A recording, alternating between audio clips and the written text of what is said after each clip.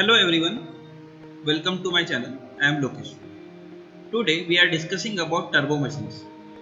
Before that, I'd like to introduce myself. I am postgraduate with specialization of heat power engineering, and it's one of my hobby to learn and spread what I learned. Starting with today's topic, let's observe the machines around us. The most common turbo machine we can observe is the fan, which rotates and circulates air in the room. Similarly, machines like blower, compressor, pumps utilize the mechanical power and convert to fluid power, while machines like wind turbine, hydraulic turbines utilize power from the fluid and convert it to mechanical power, which will further convert it to electricity. So we can define a turbo machine as a device in which energy transfer occurs between flowing fluid and rotating element due to the dynamic action resulting in change in pressure and momentum of fluid. The word turbo implies a spinning action involved in operation. In turbo machinery, a blade or row of blades rotates and imparts or extract energy from it.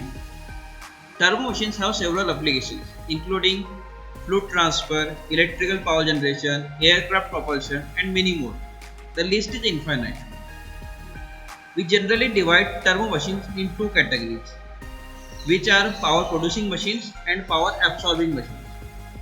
As the name suggests, power producing machines absorb the power from fluid or take the power from the fluid and produces the mechanical power, which will be further converted to electrical power.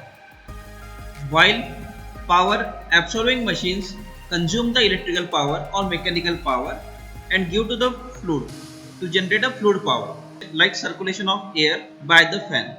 The power absorbing machines include fan, blowers, compressors, pumps, out of which fans, blowers and compressor has air as working medium, while pumps has water or liquid as working medium.